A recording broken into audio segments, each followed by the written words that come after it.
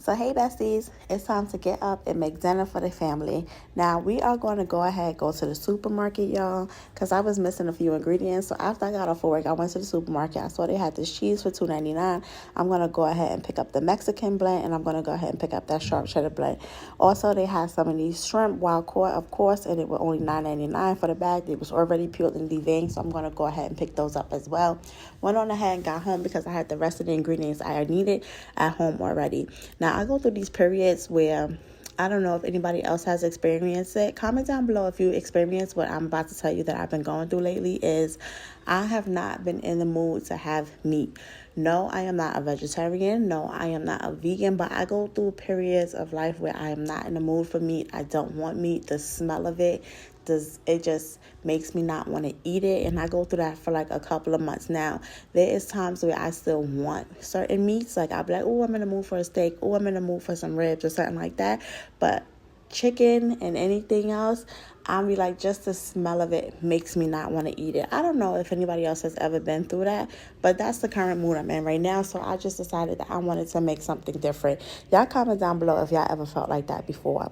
So I went on ahead, got my shrimp, cleaned those off, and I'm going to go ahead and season it down real good. You know, I'm going to go in with my paprika because I'm grown, a little onion powder, some Old Bay, because anything seafood, it has to have some Old Bay. Going to go ahead and put some all-purpose seasoning on there, and we're going to give that a really good mix until all those flavors combine. Now we already prepared our shrimp. While our shrimp is preparing, we have our pot on the water. We're going to boil our pasta water because, yes, we're making pasta, and we're going to salt it down and add our noodles in there. Next, we're going to go ahead and get started on those shrimp, and we're going to put it in a pan with a little bit of oil and get it hot and ready to go. Now, them shrimp don't need long. You're just going to put about a minute on each side because it's small and it don't take much to cook. After that, we're going to start working on our roux, and we're going to go ahead with some of that Kerrygold butter. If you don't know about Kerrygold, I promise you are missing out. Go to your supermarket and pick you up some of that Kerrygold. They got it salted, unsalted.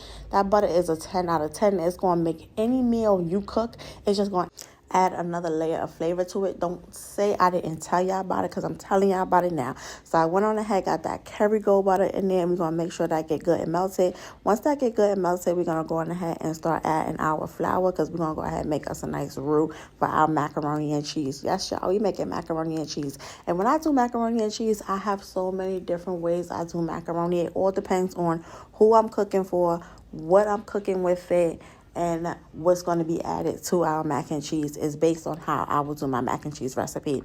So now that our butter is melted, we're going to go ahead and start adding in some flour. And I don't add in all my flour at the same time. I add it in teaspoons. So I'm going to go in with the first teaspoon, give it a good mix around and see if it's made to my liking. If it's not made to my liking, then of course I'm going to go ahead and add in another tablespoon of flour until I get my roux to the consistency that I like. So this is my second tablespoon of flour that I'm adding in, going ahead giving a good mix, and it still wasn't quite there. So remember, you don't have to add it all in at one time. You can always add more if you need more, but you can never take away if you add too much. That's why when it comes to doing my roux, I like to do it nice and slow. Baby, it's no rush. Do it how you like to do it. Now that I got it to the consistency that I like, make sure you get it to the consistency that you like, we're going to go on ahead and add in some of our heavy cream. And not a lot, just a little bit, y'all. And I had a little bit of heavy cream left over, so that's what I used in there. And no, I don't measure anything. I eyeball everything, and I use my ancestors. When they speak to me, I listen to them. That's how I get my recipes done. Went on ahead, gave that a good mix, and now we're going to go ahead and add us in some of that cream cheese. After we added in that cream cheese, we're going to add us in some of that Mexican cheese blend, and then we're going to go ahead and give it a good mix. Now, I got my heat on low because you don't want to burn your sauce and you don't want your sauce to separate. So make sure you keep your heat on low, friend. It ain't no rush, and we ain't trying to win no race. So now we're going to go ahead and season our cheese sauce. And you put whatever seasoning that you like in yours. I'm going to put the seasoning that I like in mine. I'm going to add me some paprika, little onion powder, garlic powder, little all-purpose seasoning. And then I'm going to go ahead and give it a good mix and see what it's looking like now. So now that I'm mixing my cheese sauce, I'm checking it out, making sure everything is melted, seeing if I want to add or take anything away, seeing if I have enough for my portion of pasta that I'm going to use, and I'm going to go ahead and give it a good mix. After that, I decided that I'm going to go ahead and add me in a little milk because I wanted to add in some more cheese because I had a lot of noodles. I did a whole box of noodles and I did a pound of noodles, so we're going to have to make sure we have enough sauce for it. I'm actually using oat milk because that's what we had in the refrigerator, and we're not going to the store to get nothing else. So yes, you can make mac and cheese with some oat milk, y'all. I'm doing it right now. I'm showing it to you right in your face. I gave it a good mix, examining it, seeing what I wanted to do. Went on ahead, added a little bit more milk because I wanted to add some more cheese. After I added a little bit more of that oat milk, went ahead, added a sprinkle more of that cheese, went on ahead, let that melt together, gave it a good mix, see what it was doing, if it was what I was looking for, my consistency that I like. And then once it reached there, I know it was time to go on to the next step. So this is how my cheese sauce came out, y'all. Everything was melted together. Everything was good and ready to go. Went on ahead, checked on my noodles. My noodles was ready. Went on ahead, added them shrimp inside them noodles, put it in a pan, and I made sure that I spread my shrimp out evenly. You can add whatever you like to add inside your mac and cheese, or you could just leave it plain. Went on ahead, poured that cheese sauce on top, and at that point I was doing my happy dance because everything was smelling good and it was coming together as it should, y'all. Now I know when some people do mac and cheese, they add an egg into it. I've added eggs into my mac and cheese, but I'm not going to add an egg into this because when you add eggs inside your mac and cheese, the eggs is basically a binder to hold it all together. My children do not like their mac and cheese like that.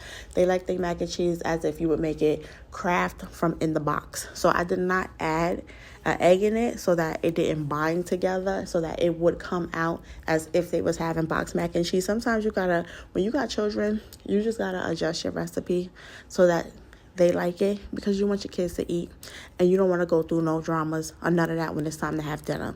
So went on ahead, put my cheese, my macaroni, my shrimp together, mixed it real good, made sure all my noodles was covered, and the extra cheese that I had left over, I'm just going to go ahead and spread it on top. I had some cheese in the fridge that hasn't been used either, so we're going to go ahead, spread that on top. I got some thick cuts, some shredded cheese. I got all kinds of different cheese up in there, baby. We're going to make it do what it do, okay? Went on ahead, stuck that in the oven, and I felt like it needed something else. Went in the freezer, found some crab legs, so we're going to go ahead and start working on our crab legs. Put them crab legs in the sink, got them nice and clean. After that, I'm going to go ahead and get me another pan, and I'm going to put my crab legs in the pan, and then I'm going to start seasoning them. We're going to go with our basic seasoning, a little bit of seafood seasoning, some onion powder, and we're going to go ahead and use some butter.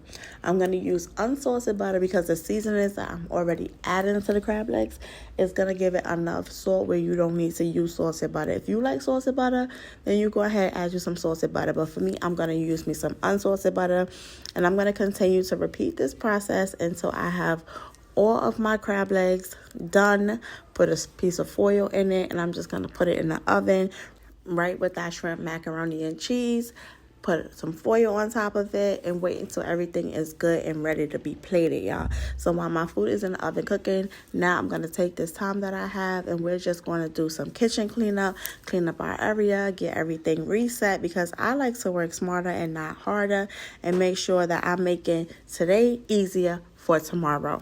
So now that we are good and ready to go, we're going to go ahead and get our mac and cheese out the oven. And this is what our mac and cheese was looking like. And when I tell you it was a 10 out of 10, besties, if y'all haven't tried this, go ahead and put this recipe in your favorites so you can go ahead and try it. Now we're going to go ahead and get us a plate that macaroni and cheese on that plate. Go ahead and get that man 2 scoops because you know he big and he likes to eat. So I went on ahead and made sure I gave him a nice scoopful. And next we're going to go on ahead and grab us some of them crab legs. Put the crab legs on the plate, y'all. After that, melted some butter, and it was good and ready and time to eat. When I tell you, it was time to call that man, and I'm churring, because dinner was served, y'all. And if you are enjoying this video and any of my other videos, don't forget to subscribe, to make sure you give your girl a like, to leave a comment in the comment section, or share to somebody who may like this video. Bye, guys.